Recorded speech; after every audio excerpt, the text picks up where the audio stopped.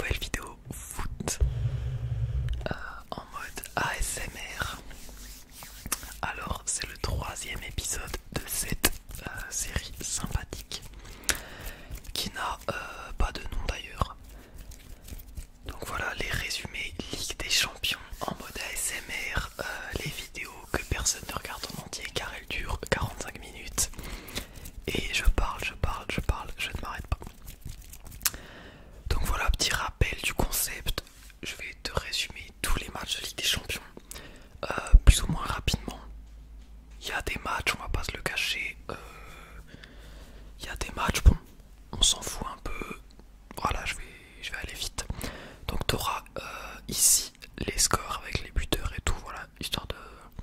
Si tu veux juste jeter un coup d'œil quoi. Je vais te dire voilà les highlights du match et tout. Donc bien sûr les gars, évidemment je ne suis pas un giga professionnel, je n'ai pas regardé tous les matchs en entier. Mais j'essaye quand même de dire des trucs utiles. Mais bon, voilà, je suis pas Willou. Si vous voulez des vrais trucs tactiques, machin, bidule, vous allez voir Willou, etc. Ici on est là pour la relaxation, donc je vais parler avant tout pour vous relaxer. Et pour le divertissement, voilà, ici bon, il y a des joueurs, on va les tacler. Si je tacle votre joueur préféré, n'allez pas m'insulter en commentaire, d'aller me dire de ma grand-mère là. Voilà, même moi, l'équipe que je supporte, vous inquiétez pas, les joueurs, je vais bien les racailler comme il faut, comme certains ils savent de quelle équipe je parle, vous allez comprendre.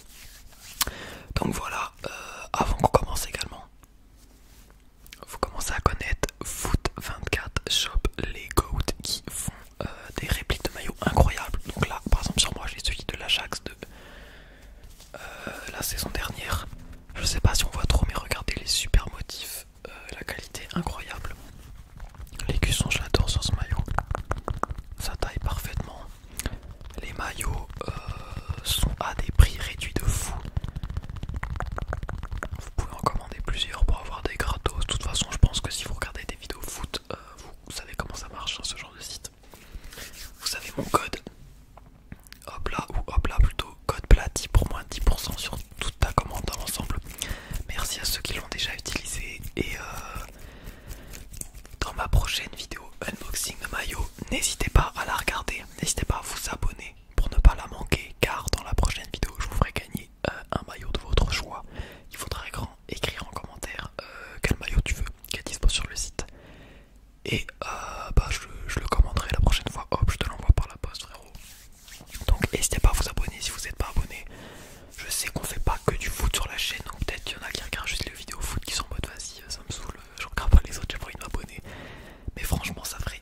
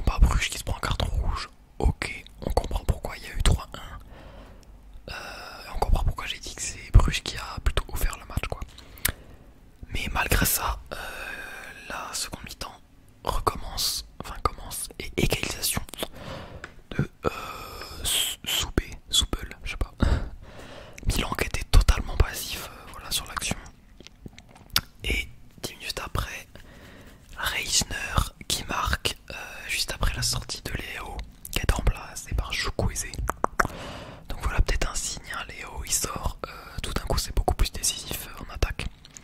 Il était totalement absent. Et passe décisif de Okafor qui lui aussi était rentré à la place de Loftus-Cheek. Donc voilà, et Reichner qui va en mettre un deuxième.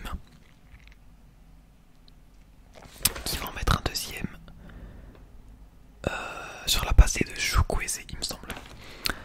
Donc franchement Milan, c'est pas vraiment hyper effrayant, franchement. Bon, c'est pas, voilà, c'est pas effrayant quoi. C'est pas des performances de fou franchement pour le moment. À part quelques individualités genre Pulisic, tout ça. C'est pas, bon, c'est pas effrayant quoi. On enchaîne avec Arsenal contre Shakhtar. Désolé là, j'ai un peu perdu le rythme parce que j'ai dû recommencer la vidéo genre 2 fois.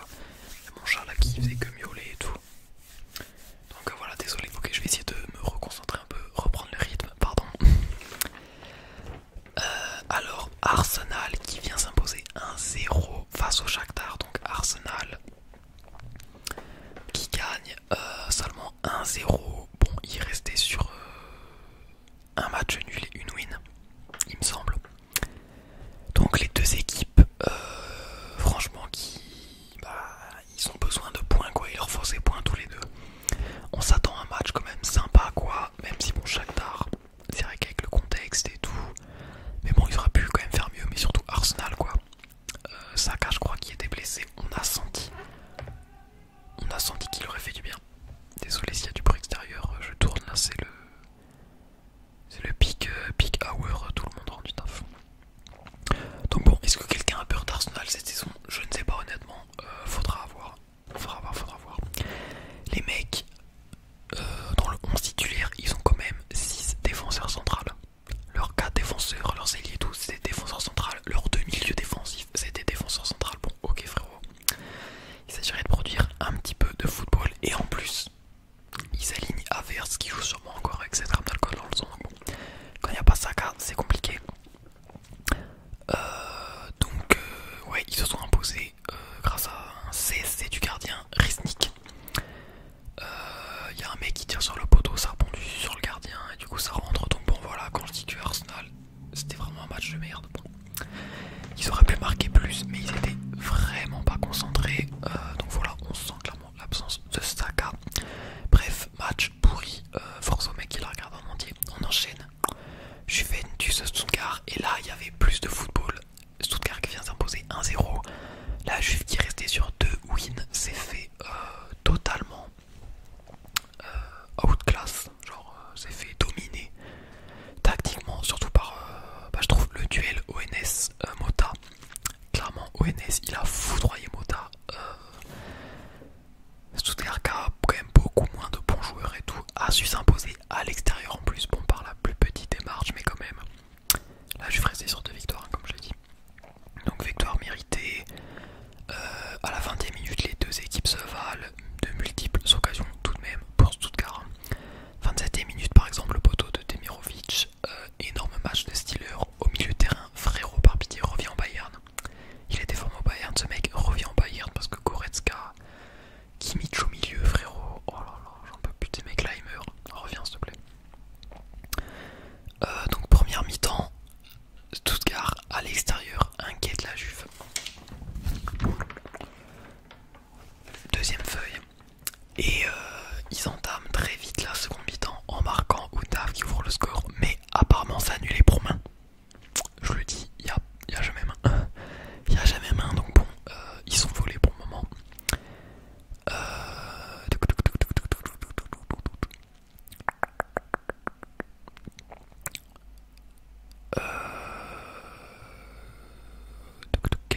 Qu'est-ce que j'ai écrit ensuite? Ah ouais, Perrin, 67e et 61e minute, qui conserve toujours le match nul, double parade décisive. Clairement, il pourrait être titulaire dans un gros club européen, franchement. Mais bon, apparemment, il veut juste sa moula, sa thune et rester sur le banc. Ok, si tu veux, frérot. Donc toujours match nul et ça se jouera à la fin du match. Un penalty pour Stuttgart. C'est l'heure d'aller chercher ce but, voilà, qu'on leur a un peu pris honteusement. Mais Perrin qui claque un arrêt. D'ailleurs, il y a eu deuxième jaune pour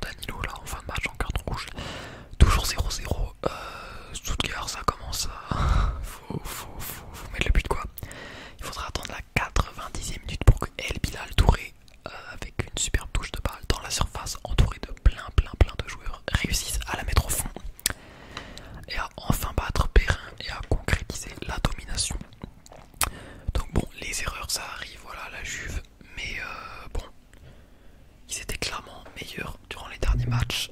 Voilà, à voir si ils ont un peu atteint leur limite ou s'ils peuvent encore s'améliorer et progresser durant la saison.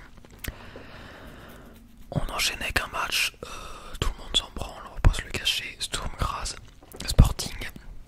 Sturm Graz qui restait sur 2 défaites. Donc le premier du championnat autrichien contre le premier du championnat portugais. Victoire propre 2-0 Sporting.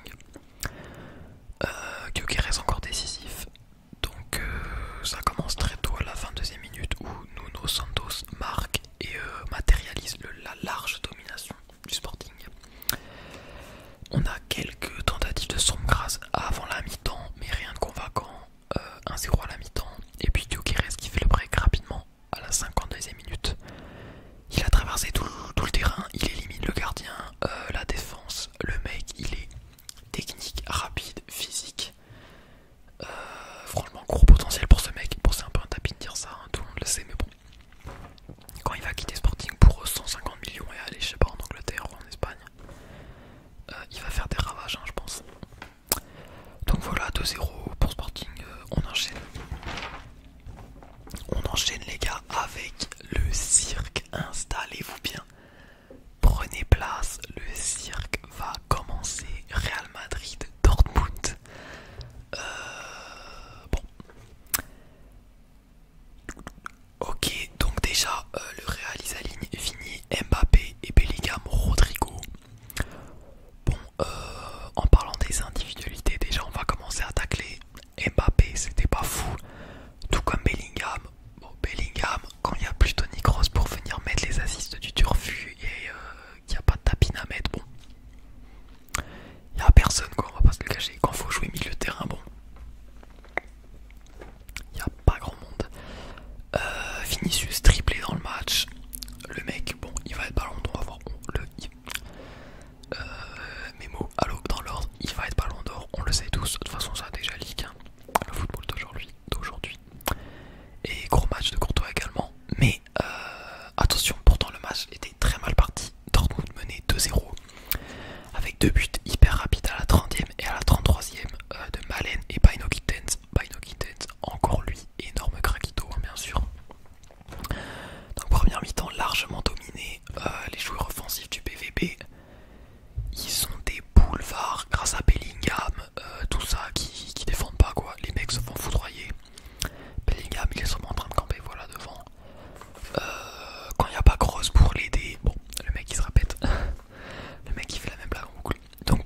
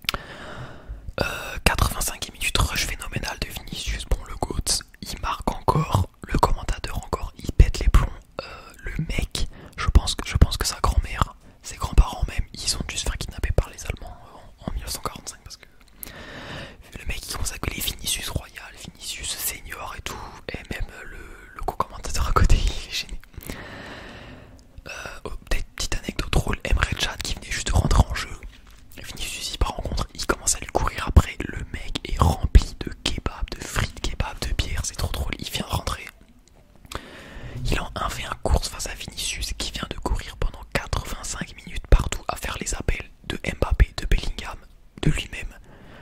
Bon bah il lui met une tempête hein. Et 90e minute, Vinicius qui vient mettre son petit triplé sur un contre favorable.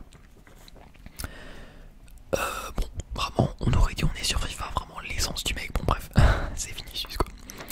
Même si je l'aime pas vraiment, on va pas se le cacher. Bon, on respecte quand même le talent. C'est pas, il apprend le foot à des gens comme Neymar, Mbappé, Saka, Sané, voilà. On va pas, je dis les termes. Donc résumé du match, Saïn est un bon toutou, on va pas se le cacher, c'est une petite victime. Et puis Mbappé et Ancelotti ont demandé un autographe à Vinicius à la fin du match également, je pense, hein, vu comment il les a carrés. On va enchaîner avec PSG, PSV. Bon les mecs c'est bon. Rangez la hype. On a parlé du Real, rangez la hype, c'est bon. Calmez-vous, fermez les yeux, c'est la petite berceuse de la nuit, le match du PSG. Bon. C'est Luis Enrique Paulin.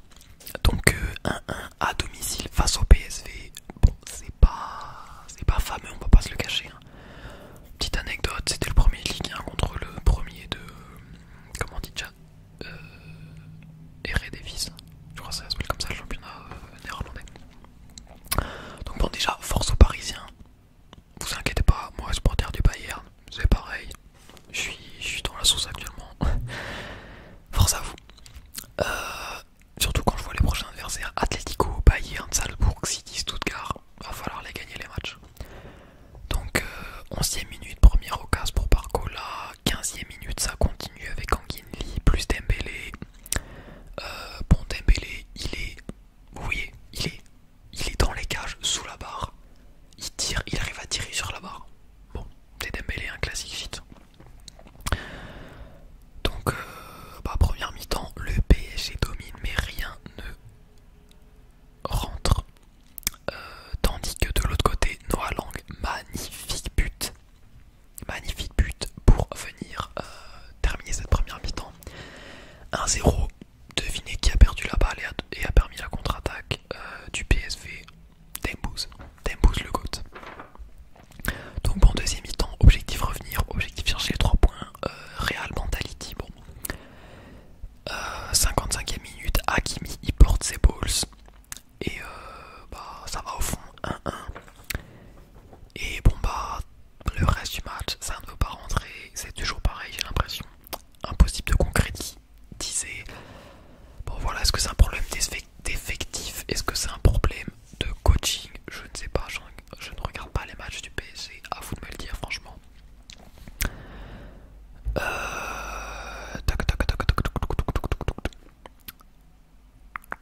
90e minute aussi. 90e minute à la dernière minute. Est-ce qu'il y avait penalty? Asensio qui tombe. Bon, le frérot, je pense qu'il a cru qu'il était encore au Real Madrid. Il s'est dit ça va siffler. Bon, calma. T'as pas eu ton penalty. 1-1 fin du match. On va passer au match d'après. Giron contre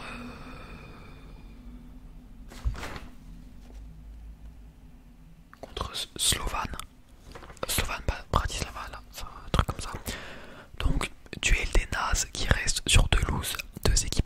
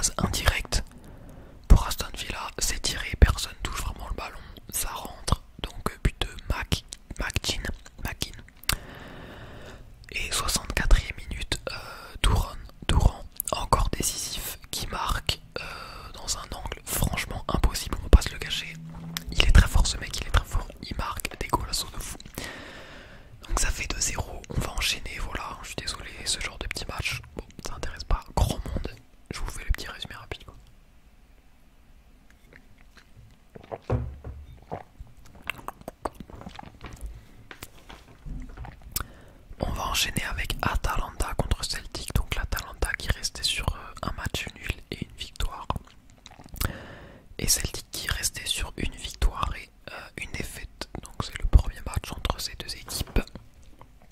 Et bah il y a eu un vieux 0-0, j'ai rien à dire.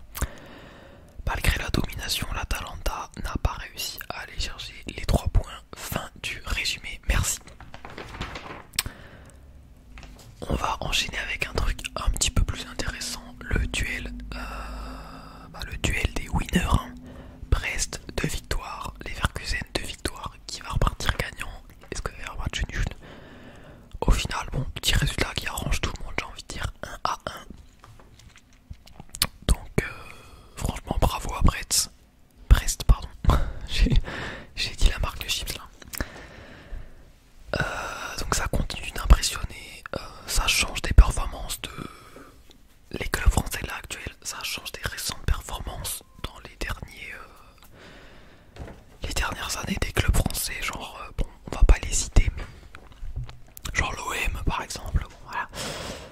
Bon les Leverkusen jouaient pas avec l'équipe A quoi, c'était l'équipe A, B, mais ça n'enlève rien à la performance honnêtement. Surtout quand tu vois qu'il y avait des mecs comme Wirtz qui était titulaire, donc le craquito allemand qui marque à la 24e minute. Mais Brest égalise avant la fin de la mi-temps, à la 38e minute, Lismelou qui marque d'une demi-volée vraiment pas mal. Ça, ils n'arrivaient pas à trouver la solution, et des fois il faut juste oser, faut juste tenter, faut juste tirer. Et ça rentre, donc voilà, 1-1 à la mi-temps, seconde mi-temps. Bon bah, pas de but.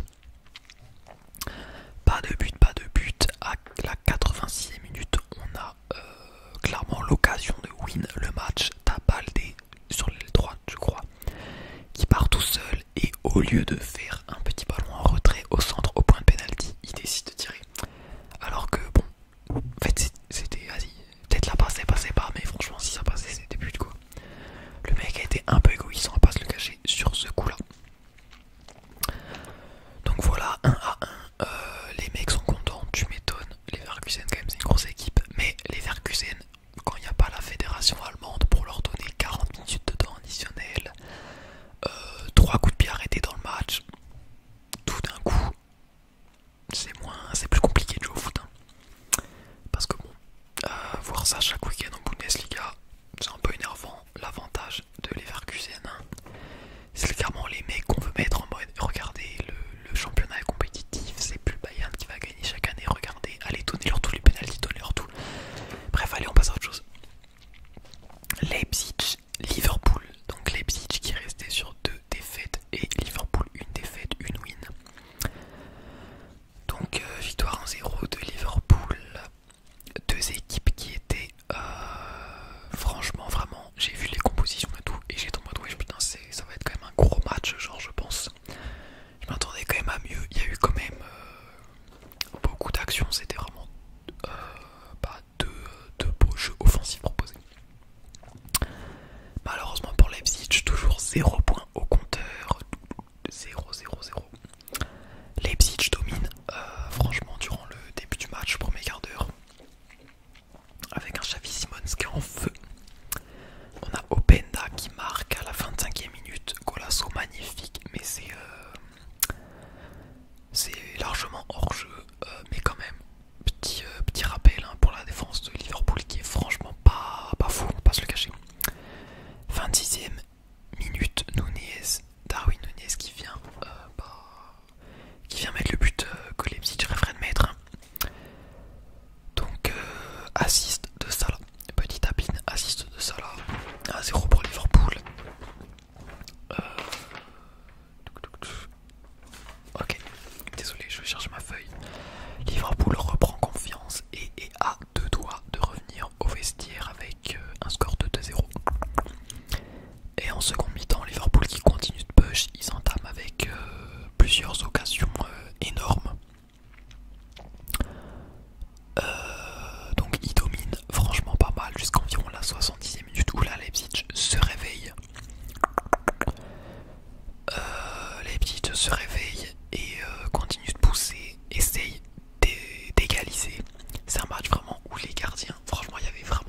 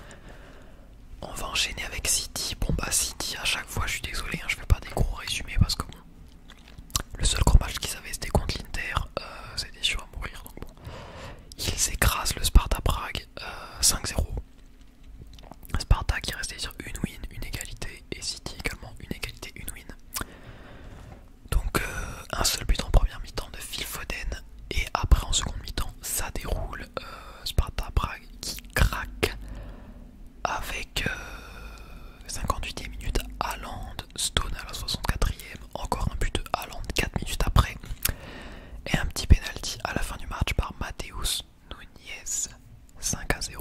Donc voilà.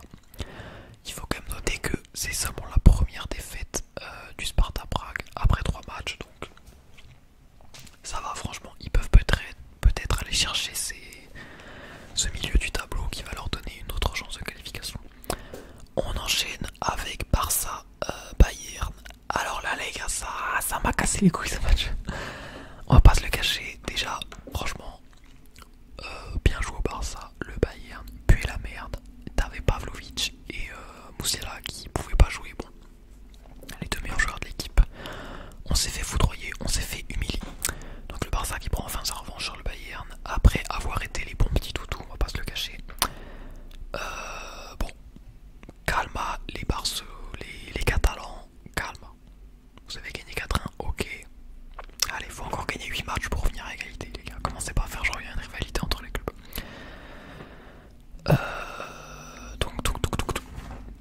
Voilà.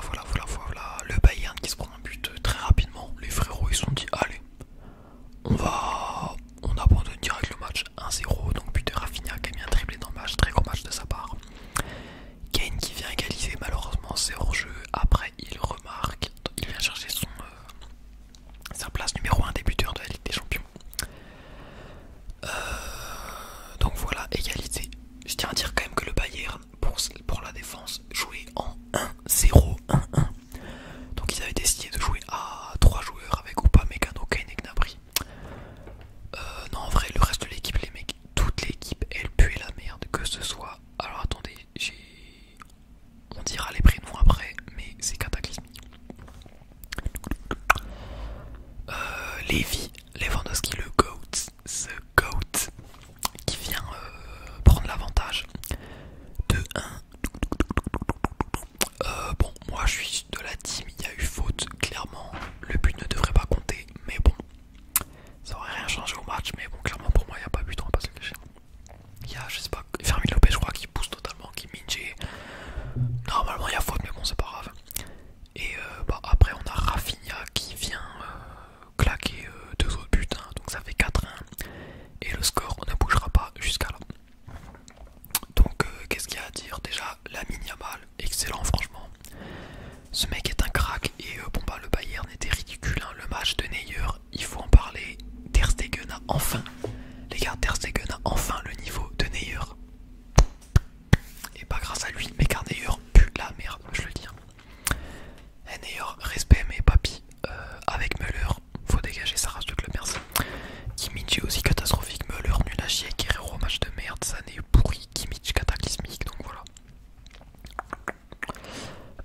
Bon, de toute façon, je sais très bien que cette saison Bayern, ça ira pas loin. Maximum, grand max, on prend la Bundesliga, donc bon, voilà. Je suis pas non plus étonné. Donc le Barça qui ont réussi avec le score de 4-1 à presque rattraper la moitié de l'humiliation d'un seul match. Voilà, le 8-2 par exemple, pour n'en citer qu'un des matchs. Donc bon, voilà, bien joué à vous. Mais voilà, commencez pas à prendre la grosse tête les gars. Ça arrive à tout le monde de flopper. En tout cas, le Classico Real Madrid-Barcelone qui va être sûrement très intéressant parce que là actuellement le Barça c'est vraiment une équipe impressionnante.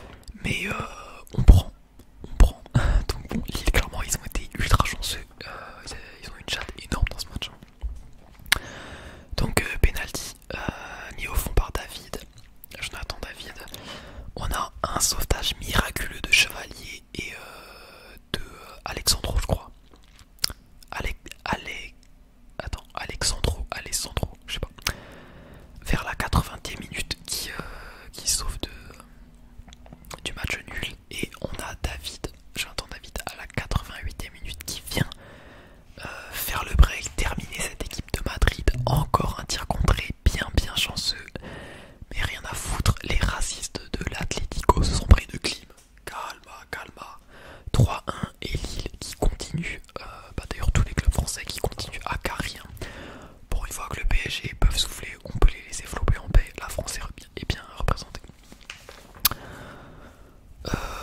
Alors attendez, il me manque quoi? Ok, bah on arrive sur les derniers matchs. Je suis allé à fond aujourd'hui parce que je sais pas si j'aurai assez de batterie pour filmer là. Ok, ça continue de tourner, ok nickel. Imaginez, j'oublie de parler d'un match carrément, genre je m'en mêle dans mes fichiers, il y a un match, j'en parle pas. Ça va forcément arriver, à un moment je le sais, donc bon, force à moi quand ça arrivera. Alors on enchaîne avec Salzbourg face au Dynamo Zagreb. Salzbourg, tout comme Leipzig, force à la boisson énergisante, toujours 3 défaites puisque Dynamo Zagreb s'impose 2-0 et viennent chercher leur première victoire tout simplement. Bon ça c'est pareil, je suis pas Willou, je vais pas vous faire un résumé de 35 minutes sur ce match, on va faire ça vite. C'est un match équilibré, 0-0 à la mi-temps. Kulinovic je crois ouvre le score à la 49e minute. Schlager, le gardien de Salzbourg, se prend un rouge. Voilà, il enfonce son équipe et du coup Petkovic à la 84e minute vient finir le job à l'extérieur en Autriche. Victoire propre du Sparta Prague, de Dynamo Zagreb, pardon. On enchaîne avec Benfica Feyenoord, deux équipes franchement qui se valent, deux grosses équipes. Benfica qui est resté sur 2 victoires et Feyenoord sur une défaite et une victoire.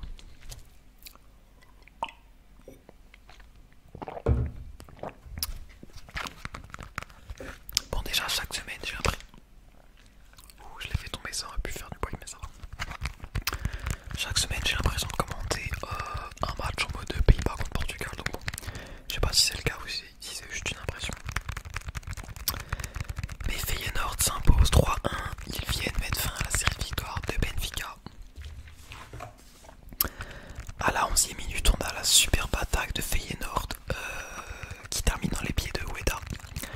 Donc but 1-0. 23e minute, Ueda qui marque encore, mais son but est annulé car apparemment il y avait une faute avant le but. Feyenoord qui marque encore, 33e minute, le break par Milambo. Donc ça rentre à la mi-temps, 2-0 pour Feyenoord à l'extérieur, un peu la honte pour les Portugais.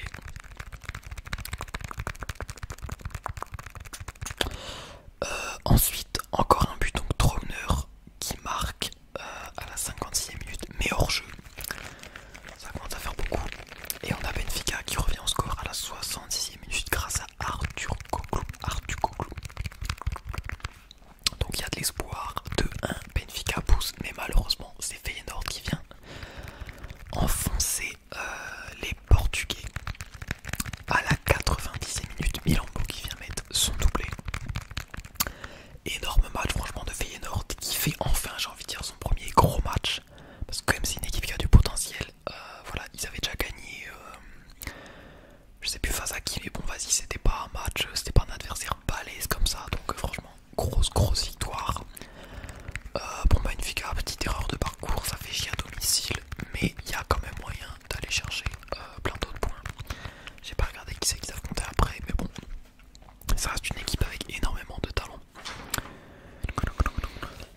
Et bah on va enchaîner avec le dernier match il me semble. Young Boys contre Inter, 1-0